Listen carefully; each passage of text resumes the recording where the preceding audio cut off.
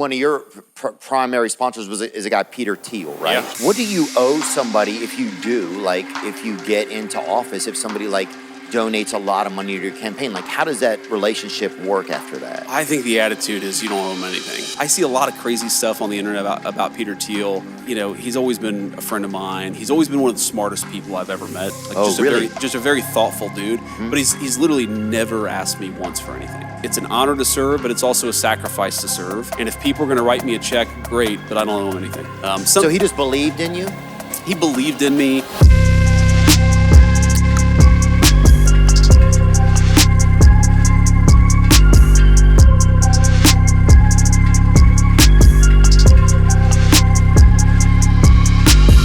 American oligarchy has reached a pretty terrifying new level. It's been bound to happen, the moment where we all share this earth with the first trillionaire. Netflix is announcing a definitive agreement to buy Warner Brothers in a multi-billion-dollar deal. What are the pros of ChatGPT? It can really do a lot of stuff. People are asking it for healthcare advice, how to learn stuff. And do you use ChatGPT when raising your baby? I do. I cannot imagine having gone through figuring out how to raise a newborn without ChatGPT. Clearly people did it for a long time, no problem. Yes. But yeah. So I know it's clearly was possible. Yes, it was possible. As prices skyrocket all over the country and income inequality widens, the story stays as cliche as ever. A tiny handful of the most annoying people imaginable get rich off our tax dollars, merging their great empires to create even greater ones in their endless quest to own everything. I mean, these guys have all the money and power in the world, right? What are they even doing with such endless resources? That's pretty cool, I guess. Well, apparently not paying their taxes or solving world hunger, despite whatever promises made by Rocket Boy. Remember when this guy asked for a dollar amount and a detailed plan that would solve world hunger, and when the World Food Program gave him exactly that, he suddenly stopped replying and never brought it up in public again. Do you know how hard it is to get Elon Musk to stop talking? But some guys take it a step further. If your name happens to be Peter Thiel, for example, then you're operating on a totally different playing field than these freaks. You're still up to your typical billionaire shenanigans, of course, but you're also doing side quests, like hosting numerous seminars where the main topic is the Antichrist. You know,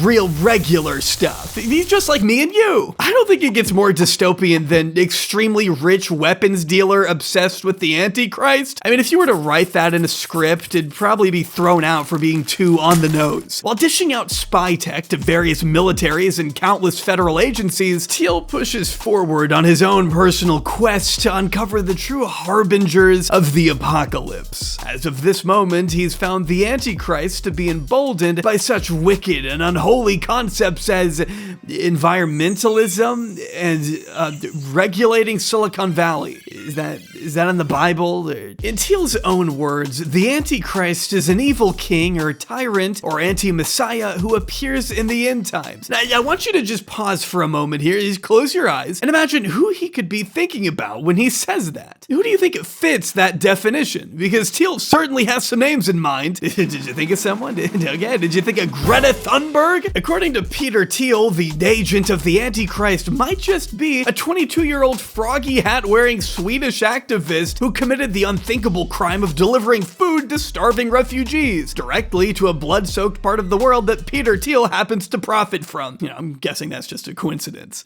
Technically, to be fair, his exact words were that Greta was a legionnaire or shadow of the Antichrist. So not necessarily the Antichrist itself, but something close to it, I guess. But sure, it's this kid that fits the mold, and definitely not the guy who told the president's second in command to essentially ignore the words of the Pope, despite both men being supposedly Catholic. Because who knows? Maybe the Pope is the true Antichrist, right? I mean, if you ask me, Vance probably shouldn't be meeting with any Pope on account of what happened last time. In this third and final installment of our Peter Thiel saga, we'll be exploring his more vindictive side. We'll see Thiel rise from one of the lowest points of his life to solidify himself as one of the most powerful figures in American politics, ravaging entire media outlets along the way and installing his own personal minions wherever he sees fit. it. Join me in shining a bright spotlight on the unchecked influence that Peter Thiel has cultivated and continues to wield to this very day. After all, in his words, being evil is far preferable to being incompetent. But before any of that, it's sponsor time. I think you're aware of how it works around here by now. When I'm reading multiple books, holed up in my room, trying to research the Antichrist, it can be kind of hard trying to find groceries for the week. It's not really in my mind at the time. I'm torturing myself. And I mean, honestly, searching for ingredients and recipes sucks. I hate doing it. I usually just end up getting food out, unfortunately, which I hate to admit because it's more expensive and it also is worse for your health, obviously. But what if there was an alternative out there that could actually be more affordable, more convenient, and healthier? I think you know where I'm going with this. It's today's sponsor, Hungry Root. Hungry Root basically works as a personal nutrition coach and shopper all in one by planning, recommending, and shopping everything for you. Hungry Root makes your week easier by taking care of meal planning and grocery shopping, along with recommending healthy meals and recipes tailored to your specific taste. After taking their quick quiz, Hungry Root understood my tastes immediately and picked out a week's worth of meals with enough portions for both me and my roommates. This week, I ended up with sweet hickory chicken, zesty Wagyu beef tacos, a lemony shrimp rice bowl, and so much more. I also have to shout out their amazing snacks here too, like their bread and butter pickle slices, honey cinnamon sweet thins, and their dark chocolate peanut butter almonds, which are especially incredible. I would highly recommend a subscription for anyone looking to cut down time spent at the grocery store or just looking to eat healthier. For a limited time, you can get 40% off your first box, plus an additional free item in every box for life. Just click the link in the description box below or scan the QR code on screen now and head over to hungryroot.com and use code JAWBRY at checkout. That's 40% off your first box and a free item of your choice for life at hungryroot.com with code JAWBRY. Huge thanks again to Hungry Root for helping us out with groceries and mostly for sponsoring this video. Now back to the video. I don't know how to end these. I'm sorry. I want you to imagine for a second that you are Peter Thiel. I know you may need to set your morality to the side, but picture this. It's the early to mid 2000s. You are on top of the world. Your data analytics company has bought you a seat at the table with high-ranking government executives. You're riding high off your other main company selling to eBay for a staggering $1.5 billion, earning you personally a $60 million payday that you then sink into what will become one of the most valuable corporations of the 21st century. Meanwhile, your hedge fund is being called by SFGate one of the nation's most successful and daring hedge funds with $2.1 billion in assets. You're getting invited to speak at conferences and being praised as a kind of investing savant. More glowing profiles are being written about you than you know what to do with. The stuck-up mainstream institutions you've always loathed are finally lauding your name. From the New York Times to Fortune to Forbes, which went so far as to call you the philosopher king of hedging. Within the confines of Silicon Valley and those who report on its power brokers, you are seen as a god. But what's this? Someone's at the door. Who could it be? The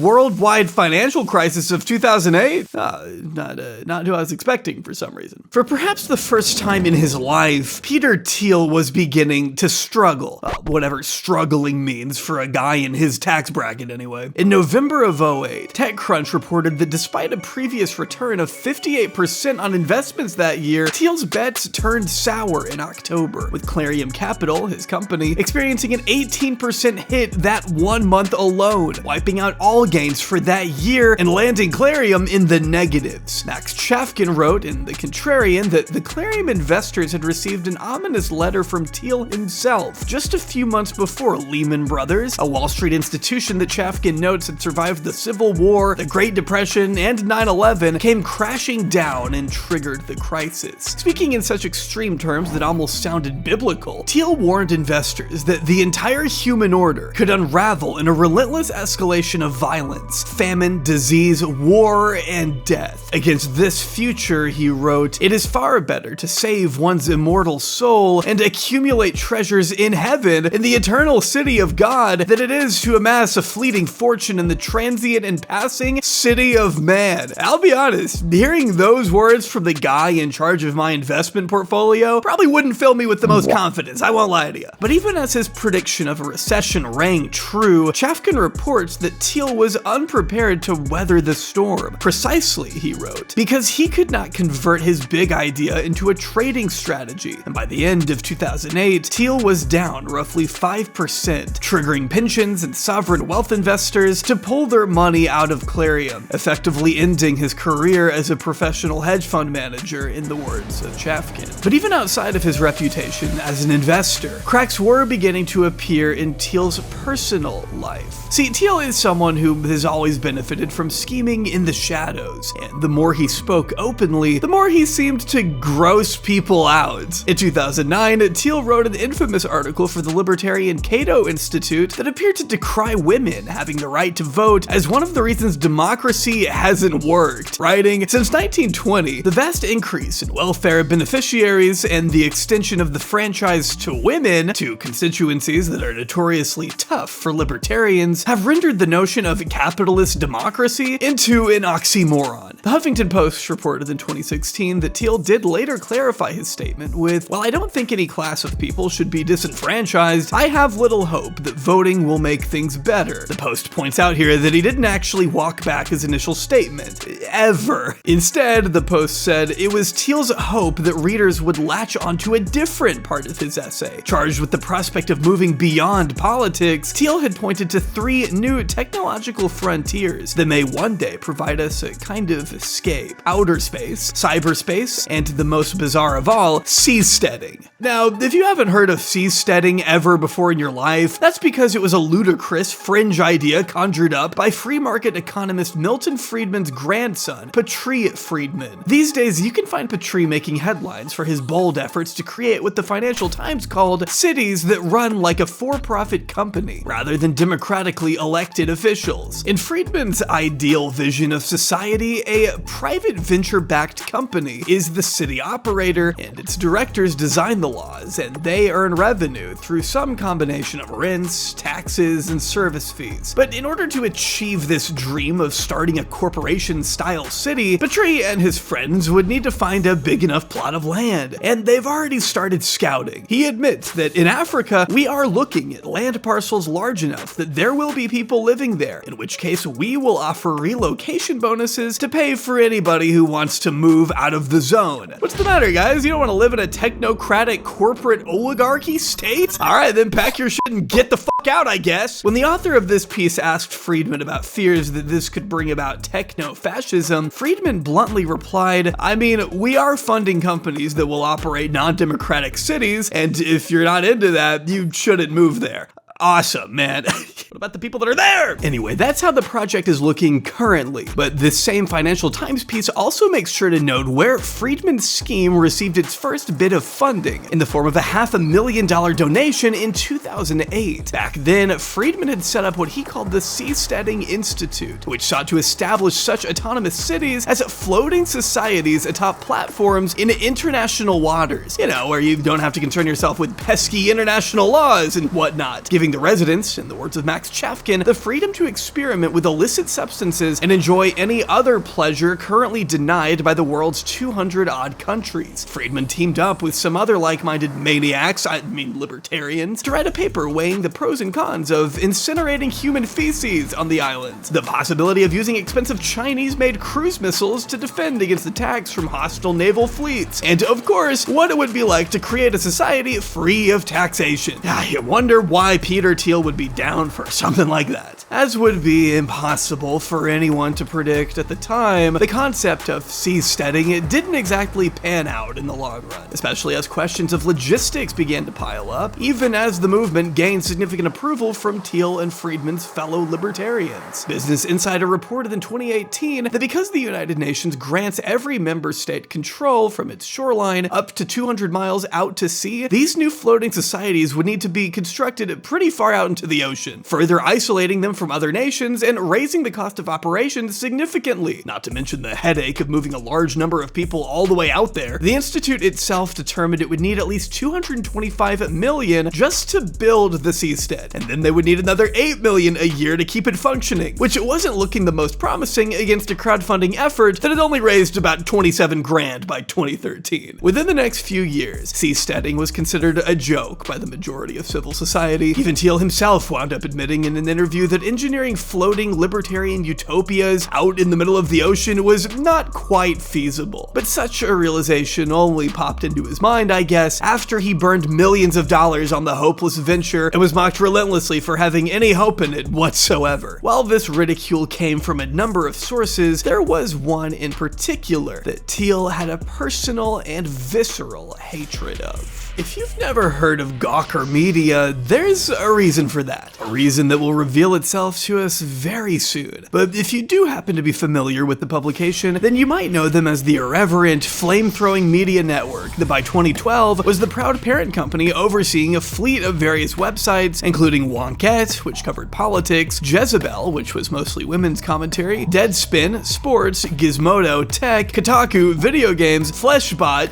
porn, and most relevant to our story today, Valleywag, a blog that took pride in their needling criticism of Silicon Valley tech lords. This is where Peter Thiel found his mortal enemy, Nick Denton, founder and managing editor of the flagship site. While Chafkin notes that Valleywag wasn't near as large or consequential as Gawker's other sites, Denton considered it his pride and joy, personally taking over blogging duties in 2006. As an Oxford-educated journalist who had previously covered the tech world for the Financial Times, Denton had a keen understanding of the Valley as the center of the world, for better and for worse. But as far as Valleywag writers were concerned, it was mostly for the worse. As an effective tabloid, it was their job to almost exclusively focus on the negative side of the burgeoning tech world, publishing blistering reports of its top leaders. But Chafkin explains here that there was a reason for that too. Back in the day, mainstream outlets tended to be a lot less critical of Valley figureheads like Steve Jobs and Bill Gates, particularly because it was flattery that got you access to these titans. If you wanted to be the first to review a new product or get your foot in the door at an exclusive event, there was a limit on what exactly you were allowed to say. Chafkin notes that, for example, reporters guilty of negative coverage of Apple would routinely be banned from launch events, taken off lists for review units, and worst of all, shunned by Steve Jobs, who maintained close personal relationships with the very reporters who were supposed to be holding his company accountable to investors and the public. Denton aimed to flip this dynamic on its head, taking Valleywag in the complete opposite direction, its writers being utterly unafraid of backlash, sometimes to the point of recklessness. In the years they were operational, Valleywag happily aired out the personal affairs of powerful figures like Google's Larry Page and Eric Schmidt. They'd leak private correspondence, highlight stories of sex and hypocrisy, and readily go where other publications wouldn't dare. This mentality is what led Gawker to break the story of Toronto Mayor Rob Ford's crack addiction, to reignite rumors of Bill Cosby's sexual assaults, and it published the first anonymous claims against Kevin Spacey and Louis C.K. In their mind, as long as something was true, it was fair game. But it was also this move fast and break things approach that led to some other, more heinous stories being published during these years as well, which included leaked nude photos of celebrities and the publishing of sex tapes against the subject's will, which is pretty heinous, inexcusable shit.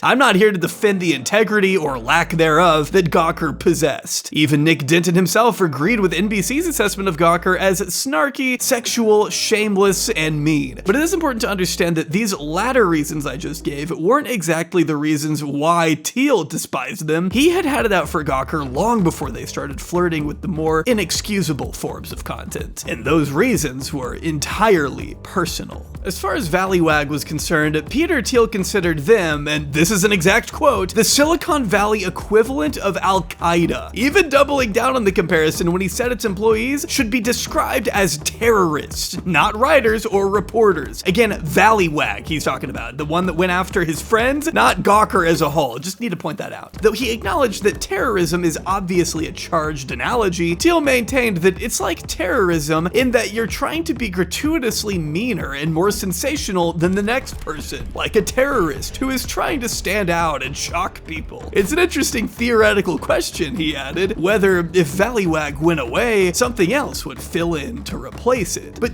why would Thiel be asking a question like that? Sure, he didn't enjoy their lambasting of his politics and seasteading, but there was also something more personal bubbling beneath the surface for Thiel. And to understand that something, we need to go back to the source, published almost 20 years ago. Peter Thiel is totally gay, people. Those were the 6 words that came screaming across Thiel's screen one fateful morning in December 2007. It was a story published by Valleywag contributor Owen Thomas, a man who had been dropping occasional hints at Thiel's sexuality in previous pieces, but decided on this day to come out and finally say outright what he had been implying all along. It was a brief article, and Chafkin notes that it had been Denton's idea to publish. Denton and Thomas, both fellow gay men, were personally of the mind that the closet should be thrown wide open, with Thomas later remarking that I see the whole assumption that there is a closet that people are in or out of as it problematically reifying heteronormativity, arguing that in his view, hiding one's sexuality actually reinforces inequality and discrimination. Here's what the piece said. How many out gay VCs do you know? I think it explains a lot about Thiel. His disdain for convention, his quest to overturn established rules, like the immigrant Jews who created Hollywood a century ago. A gay investor has no way to fit into the old establishment. That frees him or her to build a different, hopefully better system for identifying and rewarding talented individuals and unleashing their work on the world. That's why I think it's important to say this. Peter Thiel, the smartest VC in the world, is gay. More power to him. Chafkin also points out that Denton and Thomas were hardly alone in this style of reporting at the time. Back then, it was actually pretty common to see celebrities' sexualities being openly discussed on the front page of tabloids, with Out magazine including Anderson Cooper and Jodie Foster as celebrities who were widely known to be gay but who'd never made it explicit, on its cover under the headline The Glass Closet. What's more is that Thomas never felt like he and Denton were necessarily outing Thiel in the conventional sense, as just about everyone with close business dealings with Thiel knew about his sexuality anyway. By this point, Thiel had been in a long-term relationship with BlackRock Vice President Matt Danziesen and had been spotted with him at Christmas parties. Thiel's Friendster profile, according to Thomas, reportedly made clear that he was into men. As one longtime employee of Thiel's said, it wasn't even an open secret that Thiel was gay, it was just open. What Thomas took particular issue with was the way people treated Thiel as if he were straight. As he saw it, Thiel was not in the closet, but his peers had effectively chosen to closet him anyway, telling Max Chafkin, it's a strangely conservative industry. Let's just talk about that. The piece only generated about 1,000 page views when it was first published, and no one working at Clarion seemed to take note of it whatsoever. Besides, Thiel was used to being featured in big, mainstream news outlets by that point in his career, so a little blip like this on Valleywag shouldn't have gotten under his skin,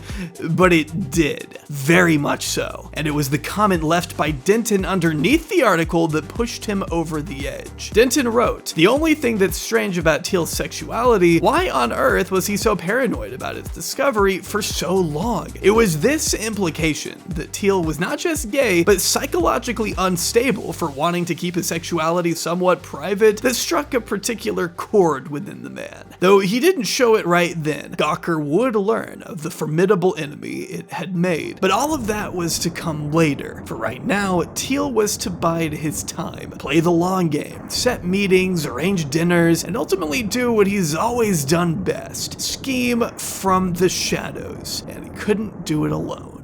In April 2011, Peter Thiel met in Germany for what would become one of the most consequential meetings of his life, and unbeknownst to them, the lives of just about everyone working at Gawker. Thiel had been in the process of shopping around ideas to get back at the publication for years when he finally sat down with one Aaron D'Souza, an intellectual property law expert who believed he could assist with Thiel's Al-Qaeda problem, to use Peter's terminology. What D'Souza proposed was for for Thiel to use him as a cutout to get back at Gawker and Nick Denton. The plan, according to Chafkin, was for D'Souza to set up a shell company that would anonymously fund lawsuits against Gawker, overwhelming it with litigation until it shut down. The venture was going to be expensive, and D'Souza made the wild move of suggesting a $10 million price tag. But before the end of the night, Thiel was in. Just to give you an idea of how little that kind of money actually matters to a guy like Thiel. Although Thiel and D'Souza weren't exactly clear on the details of their own plan just yet, they knew that whatever they did to go after the outlet, it ultimately needed to be legal, which in Thiel's words, it placed a big limitation on what they were actually allowed to do. They considered spying on employees, bribing writers in an attempt to sabotage the company and humiliate Denton, even bugging the newsroom, but that would all be extremely risky and could potentially blow up in their faces if they were ever found out. Despite being a literal professional hedge fund manager, Thiel wasn't ready to go that far out on a limb. Although Chafkin does cite one Gawker employee who remembers being approached by Palantir executives around this time and recalls the way they questioned him on their servers. What security vendors did Gawker use? How many people worked at the office overnight? It was only later, Chafkin writes, that it occurred to this employee he'd divulged enough to mount a successful hack. I'm sure it was all fine though. The bottom line is that Thiel was happy to take his time going a safer route if it meant achieving the most effective knockout blow. Now, if you want the Peter Thiel side of the story, look no further than Ryan Holiday's book Conspiracy, which covers the assault on Gawker at great length, and although it is fairly entertaining, it also does a lot to portray Thiel in the most sympathetic terms imaginable, I would say. I mean, here he is literally promoting the book himself on stage, sitting across from the author, just to give you an idea of the kind of bias we might be dealing with here. But Holiday was given plenty of access to Thiel in writing this book, and it remains a decently solid source of information as long as you ignore Holiday's constant and exhaustive comparisons of Thiel to Machiavelli every other page. I mean, even the reviews complain about this, so I know I'm not going crazy. But as Holiday put it was paramount to Peter that he not be associated with the plan in any way, which is why D'Souza was there to take the fall if something goes wrong. From there, the search for a legal team was on, but D'Souza needed to be discreet, which is why his pitch normally consisted of, hey, I've been charged to take down a major media outlet by a group of wealthy individuals who will fund causes of action. Would you be interested? They eventually did find someone interested. Charles Harder, a veteran entertainment lawyer who would cut his teeth defending the likes of George Clooney, Sandra Bullock, Kate Hudson, and others. But what makes Harder an excellent choice is that he wasn't concerned about who was funding D'Souza's scheme. As Holiday reports, Harder doesn't ask directly, not then, not ever, who is behind this. He seems entirely comfortable with being the hatchet man for an unknown entity with unknown motivations. The way it worked, Holiday explains, is that money would be wired from Peter's people to D'Souza. D'Souza wires it to Harder. In the business of bringing down Gawker, D'Souza was the president, Harder was the CEO, and Thiel the majority shareholder who expected his men to mind his money and find the returns he's after. But there's another character Holiday forgets to include, Charles Johnson, who Max Chafkin describes as a notorious alt-right troll and a friend of Thiel's who would come to serve as an important political advisor and confidant, probably due in part to the way he knew how to flatter. Johnson apparently began calling the billionaire Sensei Thiel. To Chafkin, Johnson was just as significant in the plot against Gawker as D'Souza was. Instead of D'Souza's plan to meticulously identify bulletproof cases, Chafkin wrote, Johnson favored total war. After being accosted by the site himself in the past, he was hell-bent on burning down Gawker no matter the cost. And with Thiel's blessing, Johnson began crisscrossing the country, looking for anyone, anywhere who'd been aggrieved by Gawker. The group was on the hunt for anyone with a winnable case against the outlet, and over the years, Harder brought several cases against Gawker that included one from a man who claimed to have invented email and who had been mocked by the website, another from an independent journalist whom Gawker had suggested might be suffering from a paranoid freakout, and others that Chafkin notes. But none of these efforts came anywhere close to the efficacy or intrigue as the one eventually brought by Terry Boella, a man you probably know best as Hulk Hogan.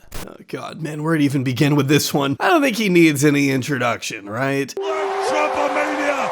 Run wild, brother! Six-time WWE champion, iconic entertainer, symbol of American prowess at the height of the Cold War, Hulk Hogan's larger-than-life persona precedes him for better or for worse other times. But by the late 2000s, Hogan's family life was coming apart at the seams. His marriage was over in all but name, his daughter's music career that he had poured millions of dollars into was going nowhere, and in 2007, his son wrapped his car around a tree in a drunk driving accident that left a passenger permanently brain damaged. That same summer is when Hogan received a call from his wife officially telling him that she was never coming back. It was against this backdrop that Hogan turned to an old friend for comfort, Bubba the Love Sponge. Yes, that is his legal name. While we don't need to waste too much time on his backstory, Holiday gives us the rundown on Bubba's career as a shock jock, known for killing a live pig on the radio, for having porn stars use sex toys on each other for his listeners' benefit, and for calling the 2010 Haiti earthquake a cleanse. But Bubba was also a very close confidant of Hogan's. He was there when the wrestler's father died, and he was going to be there again for this tragedy as well, willing to do anything he could to help out his friend in a time of crisis. And so is his wife. See, Bubba and his wife Heather had long been in an open marriage, so it didn't come as too much of a shock when Bubba presented his pal with an unconventional offer. "My wife wants to f*** you," was the message, and it didn't take much to convince the Hulkster. But as Holiday writes, even as Bubba gave him his word that there were no strings attached and that nothing was to be filmed, not a word is said about how the summer before, the husband and wife had paid a handyman to install a small camera on the wall over the wet bar in the bedroom. They didn't tell him that at some point in the evening, one of them had walked to the closet where the camera was hardwired, inserted a DVD, and pressed the record button, an incredibly consequential detail that was never made apparent to Hogan throughout the affair, even after moving in with Bubba and his wife. By the time the affair was over, Holiday writes, Hogan moved on in ignorance of the event that would soon send his life spiraling into chaos. Not that it wasn't already about as chaotic as it could get, though. At one point, he told a reporter that things were bad enough that he can emphasize with O.J. Simpson. He could see himself turning his home into that bloody crime scene, Holiday wrote. Nevertheless, Hogan managed to rebuild his life over the next few years, just in time for things to come crashing back down in March 2012, when rumors of a Hulk Hogan sex tape began floating around on TMZ. That September is when a package showed up at Gawker's headquarters, addressed to then-editor AJ Delario. It was an unedited 30-minute tape of Hogan having sex with Bubba's wife. Delario ordered it to be cut down in a 1-minute highlight reel, in his words, and decides to take it public. Instantly, Hogan demands it be taken down, but Gawker refuses. Hogan goes to the media and suddenly catches the attention of Charles Harder, who takes him on as a client. Just like that, Peter Thiel had found his perfect vehicle. It didn't take long for Harder to file a suit against Bubba for his part in recording the encounter, though he quickly amended the complaint to include Denton and Delario. He was asking for $100 million in damages. While most of the public assumed this to be an entire event staged by Hogan, this was in fact very real. And Chafkin writes that Hogan had actually been working to suppress another, more damaging audio recording in which he used racial slurs. Turns out Hogan had used the N-word to describe his daughter's romantic partner, unwittingly admitting on tape that he was racist to a point. Hogan apologized for the comments and stated that it wasn't who he was. While meanwhile, Chafkin writes, Nick Denton had begun to negotiate with Hogan's team on discussing a settlement, as they had done with similar sex tape related cases in the past. But as time dragged on and Hogan continued to refuse massive million-dollar paydays, it became quite clear to Gawker employees that something was going on, like someone was playing a game, in the words of one employee. One of the strangest moves from the get-go was Hogan dropping the claim that Gawker had caused him emotional distress, but in retrospect, this was a highly calculated move that actually hurt Gawker's chances of obtaining liability insurance. As Chafkin points out, normally plaintiffs don't want to bankrupt a defendant if they hope to collect a judgment or settlement, but Hogan was suddenly acting as if Gawker's bankruptcy, rather than a large cash payment, were his goal. Why would he try to limit Gawker's ability to pay him? Another mystery, Harder's firm had few cases, but seemed to have an unlimited budget. At court appearances, Hogan's lawyers would stay at the city's nicest hotel. Where was the money coming from? Was someone compensating Hogan for pursuing the lawsuit? Maybe if Gawker understood what was truly unfolding behind the scenes, they'd be better prepared to tackle what was in front of them. It would have given them plenty of material to write about, after all, and it wouldn't have exactly reflected the best on Thiel. It also would have shifted Gawker's legal strategy. But the reality was that Peter Thiel maintained the upper hand at all times. Unfairly so, I should add. Unlike Denton, Thiel actually knew who his enemy was. And also, unlike Denton, he had an infinite pool of money to pull from. The years-long endeavor did, in fact, costing Thiel about $10 million in the end, or rather, about 0.37% of his net worth at the time. Denton, on the other hand, didn't exactly have $100 million lying around. And because of Florida state law, where the case was being fought, it looked like they weren't going to be able to appeal if things didn't go their way. As Holliday explains, in order to appeal a civil verdict, petitioners have to post superseded bond equal to the amount of the verdict, essentially proving they could pay what they would owe if their appeal was not successful. The cap was $50 million. If Hogan could actually get to a trial, if he could get this case in front of a jury, and if that jury sided with him in any substantive way, Gawker would be finished. But even with the odds looking very much in their favor, Thiel and Harder weren't taking any chances. Thiel began to put together expensive mock trials in an attempt to gauge their best approach, see what arguments would work best, and understand what types of jurors would be most receptive. D'Souza later admitted to Holliday that it became very clear that the kind of jurors we wanted were overweight women. Most people can't emphasize with a sex tape, but overweight women are sensitive about their bodies and feel like they have been bullied on the internet. Men don't have that problem. They haven't been body shamed, he said. And the jury they ended up assembling was not one made up of Gawker's peers, Holliday wrote. By the end of it, 3 of the people sitting in that box would be overweight women. A 4th looks like a conservative married woman. The 2 men are not young hipsters. This is a jury who would say during the selection process that they got most of their news from Fox News, not from Twitter. It is a jury whose fellow residents, 8 months later, would go for Donald Trump in the presidential election with a shade over 48% of the vote. Finally, on March 18th, 2016, Harder, alongside beloved American icon Hulk Hogan, would make their case to that very jury, and after just 6 hours of deliberating, they delivered the death blow. $141 million in damages. The publication was finished. Denton financially ruined. Countless employees who had nothing to do with the Hogan tape or Thiel's outing many years before were suddenly out of a job, unable to support their families the way they had been. Gawker filed for bankruptcy that June, around the time Peter Thiel felt comfortable enough to go public and brag about what he had done. He was proud of it, and in fact described the dismantling of Gawker as his finest act of philanthropy. Gamergate warriors who had long despised Gawker and its affiliates celebrated, and for a little while, #ThankYouPeter trended on Twitter. But the fact that one man, someone with endless time and money at his disposal, was allowed to go out and ruin an entire media empire just because he felt like it doesn't exactly set the greatest precedent going forward, in my mind. It doesn't feel like something someone should be able to do in a normal functioning society. But it could also be argued that this society was set up in part to skew in favor of people like Thiel first and foremost, with Thiel himself playing a significant role in upholding those very mechanisms of power thanks to his foray into a different world of shamelessness and opportunism beyond the confines of a catty tabloid, the world of politics.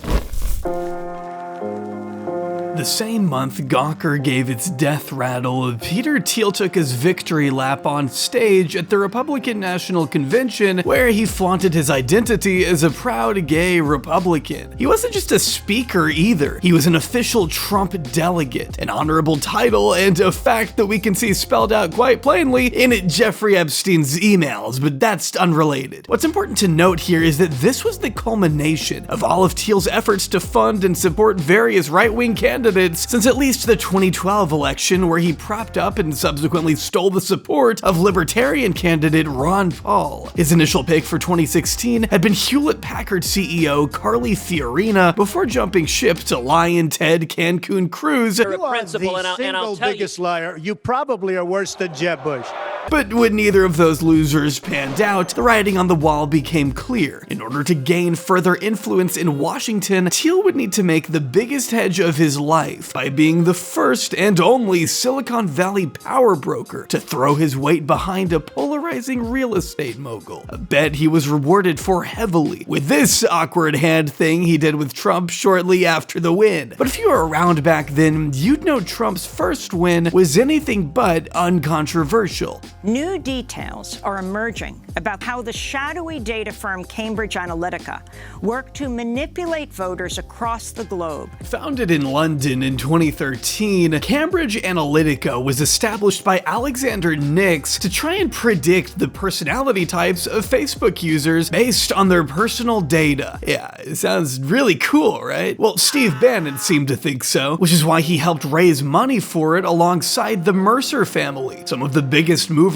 and shakers within the Republican Party. The idea was to use people's data to market specific political ads on Facebook that they might be most receptive to. But because they couldn't get the data straight from Facebook, Nix recruited a researcher by the name of Alexander Kogan to create an app that would harvest the Facebook data of 87 million Americans, ultimately in support of Donald Trump, who would rely on using targeted Facebook ads to raise money and turn out voters, spending around $100 million on the social media platform. The original idea to create an alternative app had come from a Palantir employee in London, as reported by the New York Times in 2018. As Amnesty International determined, Cambridge Analytica was able to access data that included status updates, likes, and even private messages. As the Times pointed out, when the scheme blew wide open, Thiel was seen as especially compromised. After all, he had founded Palantir, was an angel investor in Facebook, who still sat on its board of directors, and had been one of Trump's most ardent defenders. He was obviously put in an awkward position, and while Palantir initially put out a statement arguing it had never been in a relationship with Cambridge Analytica, nor have we ever worked on any Cambridge Analytica data, they were forced to revise this position later, clarifying that actually, that employee I mentioned wasn't acting on behalf of Palantir when he advised Cambridge Analytica co-founder Christopher Wiley on data scraping. According to Max Chafkin, Wiley would end up testifying that he saw Palantir engineers in the Cambridge Analytica offices where they were giving Cambridge Analytica logins and helped build additional apps to harvest more private data from Facebook users. Wired reported in 2017 that Cambridge went on to conduct hundreds of thousands of voter surveys for the Trump campaign to better understand the likely Trump voter, and sent a full-time staffer to the New York headquarters who could relay these findings to senior staff. Based on these surveys, RNC data the Trump team collected itself, and commercially available information from data brokers, Cambridge Analytica's chief product officer developed with his team a heat map of the country to pinpoint where Trump should visit to maximize his impact on potentially persuadable voters. In 2022, Facebook's parent company Meta agreed to finally settle the Cambridge Analytica scandal for a sum of $725 million, a cut of which could have been yours, by the way, if you had a Facebook account between the years 2007 and 2022. If only you had filled out the application by August of 23. Yeah, I got some FOMO too. Thiel enjoyed a cushy spot on the executive committee of Trump's 2016 transition team regardless, and was allowed to recommend potential employees who could disrupt the administrative state. That kind of sounds familiar. In fact, Thiel was so ready to get in there and break things that he turned over a list of 150 potential names for Trump to consider adding to the bureaucracy. At first, he wanted Trump's science advisor to be this guy who once compared the demonization of fossil fuels to Hitler's treatment of the Jews. Then another recommendation he gave was this dude who had written an entire book going after political correctness and the globalists, though Max Chafkin argues that what he really meant by globalists was Jews, whom he considered belligerent by nature. His choice to lead the FDA was a guy who didn't think regulation trials for drugs were necessary. You know, the main thing the FDA does. Even Steve Bannon admitted Peter Thiel's idea of disrupting government is out there. People thought Trump was a disruptor. They had no earthly idea what was being pitched by Thiel, he said. Trump didn't end up going with many of Thiel's picks in the end, though, at least not this first time around. In fact, Thiel kind of fell out of the president's inner circle around the time Bannon was ousted as White House chief strategist. As Dan Friedman and David Korn determined, Trump's first term left Thiel disappointed. Thiel hoped Trump would burn everything down, but it turned out he was either too unwilling or too stupid to do so. Maybe both. Either way, the rift became wider by 2023, when the then presidential hopeful asked Thiel for a donation of $1.25 million to fund his 2024 bid, in what three sources confirmed was a contentious phone conversation. Per the Washington Post, Thiel refused. Taking it a step further, Thiel famously announced that he'd be sitting out the 2024 election entirely, in part because of all the flack he had caught in the 2022 midterms when he played a massive role in funding two candidates for US Senate. One was Blake Masters, a venture capitalist and longtime ally of Thiel. They even wrote a book together in 2014. Though the two had been very close for a very long time, it was Masters' views on gay marriage that garnered the most controversy for both men along the campaign trail. After all, if it weren't for a $15 million donation from Peter Thiel, a gay man, Masters wouldn't have made it anywhere. Not that he went very far, though, losing the general in November despite another jolt of 2.5 million Thiel bucks just a couple weeks before the election. But I think we know by now that at his core, Peter Thiel is a man who spreads his bets around, doesn't put all of his eggs in one basket. Sure, Blake Masters may not have offered Thiel much of a return on his investment, but someone else did. Here, CBS News projects that in the state of Ohio, JD Vance will be the next Republican senator.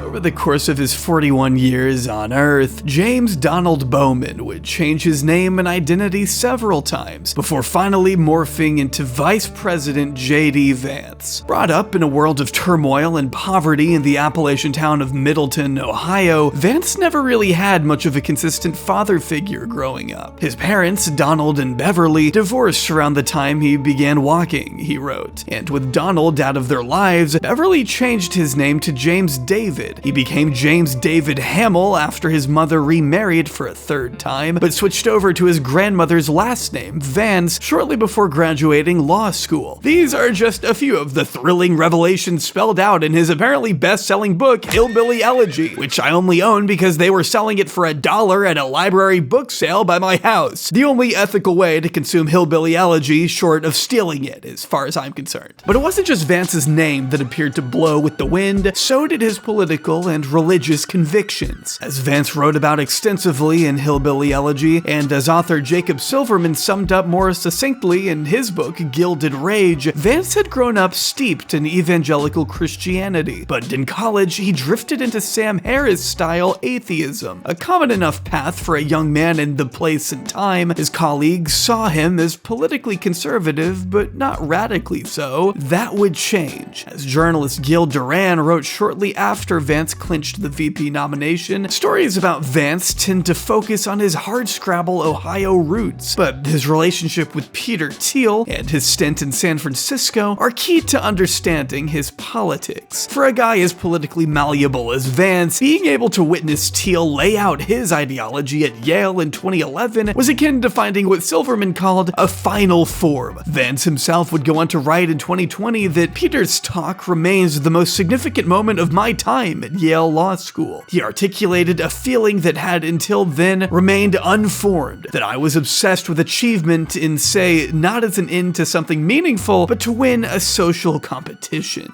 Through Peter Thiel, Vance was introduced to the work of contemporary philosopher René Girard and his theory of mimetic desire, the idea that all human desire imitates the desires of others, almost always without awareness, according to the Colloquium on Violence and Religion. Silverman writes that in Girard's view, because the frenzy of competition could spill over into violence, the solution was the scapegoat mechanism, finding an outside force against which rivals could unite and enact violence. Vance himself has reflected on the power of scapegoating before, arguing in the past that efforts to shift blame and our own inadequacies onto a victim is a moral failing, projected violently upon someone else. Yet here he is, just a few short years after writing those words, relying on the scapegoating of Haitian and Somali immigrants to further his own political career. Interesting how that happens. I don't know who I'm going to vote for. I'm definitely not going to vote for Trump because I think that he's projecting very complex problems onto simple villains. In just under a decade, Vance has experienced one of the biggest heel turns I think I've ever witnessed in modern American politics. He went from having his award-winning book lauded by liberal elites, even being adapted into an Oscar-nominated film directed by Ron Howard, to supporting policies that directly harm the very rural communities he grew up in. He went from calling Donald Trump America's Hitler in private and a cultural heroine in public, to being the heir apparent to the empire of zealots the president has cultivated. Are you a racist?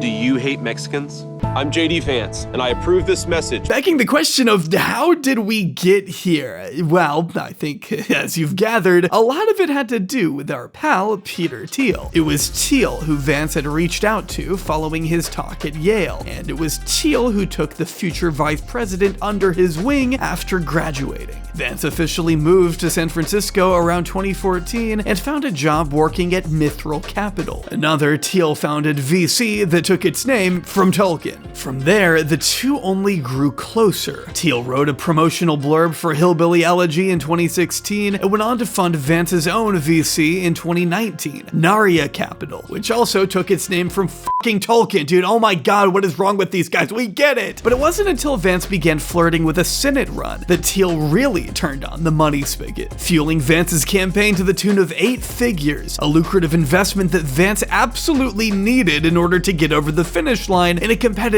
Republican field that saw multiple candidates vying for Trump's approval. Despite his past comments, Vance still had a leg up thanks to Thiel, who brokered a truce between the two men at Mar-a-Lago, according to Silverman. Like Masters, Vance also benefited from a few last-minute cash infusions from Thiel that gave the campaign the shot in the arm it very much needed. While his relationship to Trump may be accurately identified as blatant and shallow opportunism, it was Peter Thiel who made such an otherwise impossible alliance possible. It is for that reason that JD Vance owes his current position in power to Peter Thiel more than any other single person. But what were some of the other ways in which the billionaire molded his young Appalachian protege? Well, it was also through Thiel that Vance met software developer and blogger Curtis Yarvin, a self-described reactionary extremist, as written by Duran, and the Thielverse's very own house political philosopher, as Chafkin put it. In his book, Silverman depicted Yarvin as a reactionary monarchist writer, whom Thiel had sponsored for years and who argued for an American dictator or CEO, views which Yarvin has made extremely clear himself. Another word for monarch in the 20th century context is obviously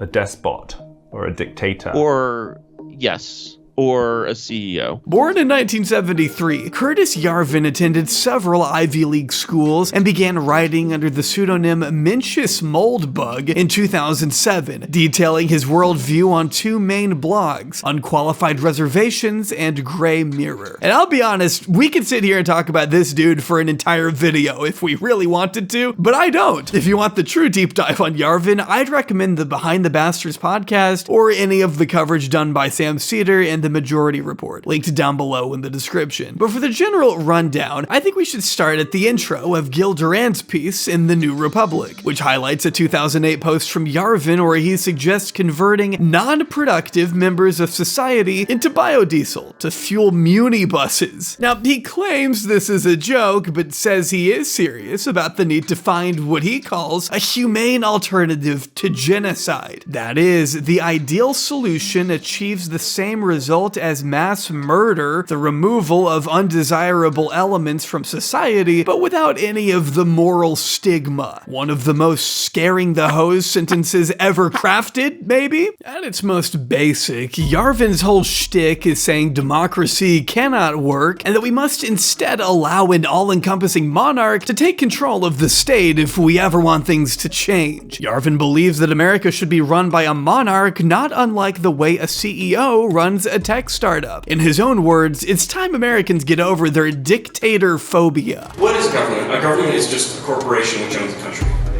Nothing more, nothing less. You have to say, well, what is the system actually? And it includes a lot of things that are called NGOs, things that are called universities, things that are funded by the state.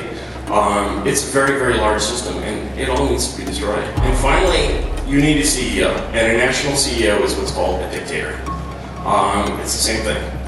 There's no difference between a CEO and a dictator. If Americans want to change their government, they're going to have to get over their dictator phobia. In Yarvin's ideal society, governments would be broken down into smaller ones, called patchworks, which he outlined in 2008 by writing, "As the crappy governments we inherited from history are smashed, they should be replaced by a global spiderweb of tens, even hundreds of thousands of sovereign and independent mini-countries, each governed by its own joint stock corporation without regard to the residents' opinions. Each patchwork would be ruled by a realm, or rather, a corporation with absolute power, according to Duran, who provided this example from another one of Yarvin's essays. The realm, having sovereign power, can compel the resident to comply with all promises. Since San Francisco is not an Islamic state, it does not ask its residents to agree that their hand will be cut off if they steal, but it could. And San Francisco, likewise, can promise not to cut off its residents' hands until it is blue in the face, but since it is a sovereign state, no one can enforce this promise against it. Duran points out that Yarvin has also drawn ire for calling slavery a natural human relationship akin to that of a patron and client. Despite insisting he isn't a white nationalist, Yarvin wrote in 2007 of white nationalism that he is not exactly allergic to the stuff, as should be the case of any intellectual. Anyone who takes this as an endorsement of white nationalism is an idiot, he wrote. But this was in 2007.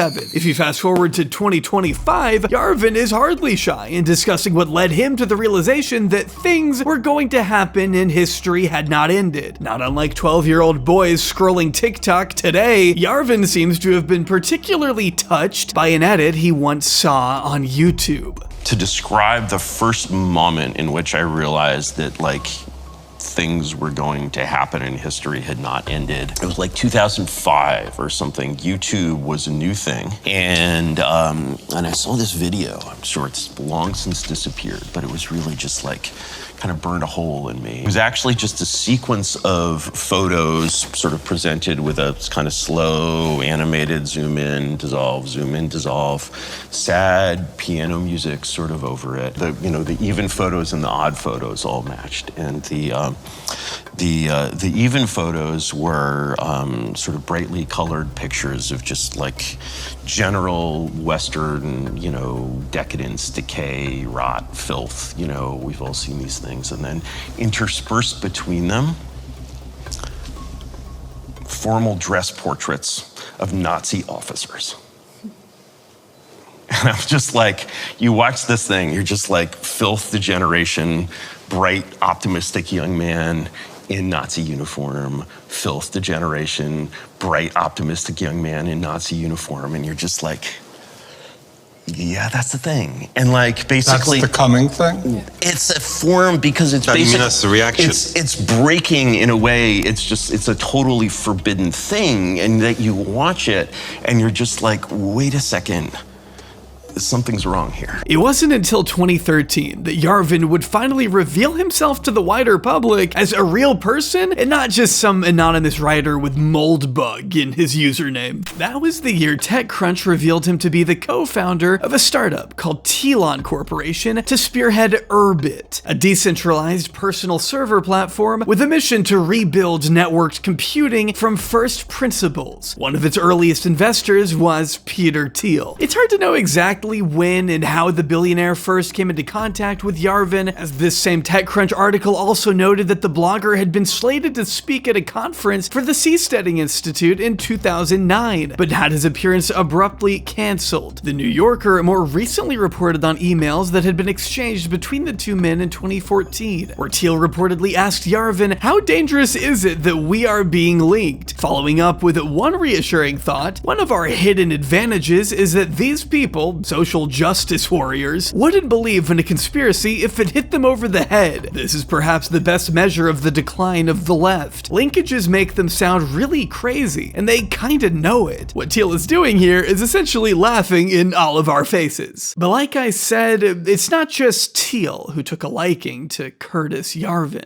So I mean, I think that there are two different ideas here, right? So one is like, you know, there's this guy Curtis Yarvin who's written about some of these things. I tend to think that we should seize the institutions of the left and turn them against the left, right? We need like a de-Bathification program. But like a de-wokeification program in the United States, right? While Vance has never come out with full-throated support of Yarvin's more out-there ideas, he has made statements that bear striking resemblance to what the blogger himself has said about the need to attack universities and other legitimate sources of information that make up what Yarvin calls the cathedral. Last February, Politico's Ian Ward asked Yarvin about the newly elected vice president, and Yarvin said he had seen him recently. "I bumped into him at a party. He said, 'Yarvin, you reactionary fascist.' I was like, 'Thank you, Mr. Vice President, and I'm glad I didn't stop you from getting elected.'" "He said that to you?" Ward asked. "That's what he said. I don't think he meant it in a bad way, but I don't think he meant it in a good way either." I'm into winning and into ideas. I like both. Winning and ideas. I always think of you as kind of an applied philosopher, but you don't like the term philosopher. It sounds really lame, actually. We are witnessing Peter Thiel's bets paying off in a huge way. His companies are doing better than ever. His projects are in the process of being realized. His friends are the most influential people in government. Peter Thiel gave away millions so that they could enjoy such powerful positions, and now they owe him. For the next 3 years, it's hard to imagine just how much richer the Peter Thiels of the world will get. It's hard to predict the future, but I think one thing we can all bet on is that the rich will keep getting richer while the majority of the country scrambles to make ends meet. We're about a year in now. Prices have not gone down. Income inequality hasn't gotten better. But Palantir shares are up 150% in the past year alone, 3,000% in the past 3. The future of warfare appears to be moving more in the direction of AI, with Thiel acolyte Palmer Luckey enjoying countless government contracts through his Tolkien-named weapons company, Anduril. Thiel's fellow Palantir co-founder Joe Lonsdale now feels comfortable enough to openly express that the original purpose of Palantir was to kill communists. Whatever constitutes a communist in the mind of Joe Lonsdale and the other hobbits at Palantir is up to them to determine, I assume. Thiel's old frenemy from the PayPal era is on a rocket ship of his own to become wealthier than any other single human being in history, and his protege is gearing up for what feels like an inevitable presidential run in 2028, having received a few endorsements before even declaring himself a candidate. We are going to get my husband's friend, JD Vance, elected for 48 and the most resounding win possible. Throughout the years, Peter Thiel has remained steadfast in his quest to solve a number of problems, one of which being death. During the 2010s, he was mocked relentlessly by his old foes at Gawker for investing in various life extension efforts, whether it be taking medication, receiving blood transfusions from young donors, or putting millions into the research of anti-aging scientists like Aubrey de Grey and Cynthia Kenyon, who are reported to have met with the country's top tech leaders as early as 2004 to discuss experiments having to do with beating mortality. Thiel isn't the only Silicon Valley overlord to put money into such efforts. So has Google's Larry Page and Oracle founder Larry Ellison, who the Washington Post reported burned $430 million on anti-aging research, telling his biographer that death has never made any sense to me. How can a person be there and then just vanish? Just not be there. Thiel has been especially generous to the Methuselah Foundation, which The Guardian notes is a nonprofit that aims to make 90 the new 50 by 2030. The article points out that Peter Thiel himself hopes to live to 120 and has explored a range of vehicles that could possibly get him there. To Thiel, death is something that must be conquered. There are all these people who say that death is natural. It's just a part of life, and I think that nothing can be further from the truth, he said in 2012. Despite the science not looking particularly hopeful, blood transfusions haven't exactly shown any clinical signs of extending life to 120 years, Thiel has made the bold claim that one day it will be possible to reverse all human ailments in the same way that we can fix the bugs of a computer program. Death will eventually be reduced from a mystery to a solvable problem. Perhaps this is why he's decided to freeze his body after death, hoping to be revived later after the cure to whatever killed him is discovered. But I'm not sure Peter Thiel needs life extension technology to live forever. His impact on the country and the world will continue to be felt for generations to come. He and his billionaire cronies have extracted unprecedented amounts of resources from our planet and will continue to do so as long as they are allowed by our government. The same government they've worked tirelessly to court and install. Whether he's operating from the shadows or spewing his ideology behind a podium, whether he's pulling the strings of a court case behind the scenes, or arguing his contradictory worldview to a camera, the boundless influence of Peter Thiel will continue to be felt for decades and centuries to come, for better or for worse. But mostly for worse.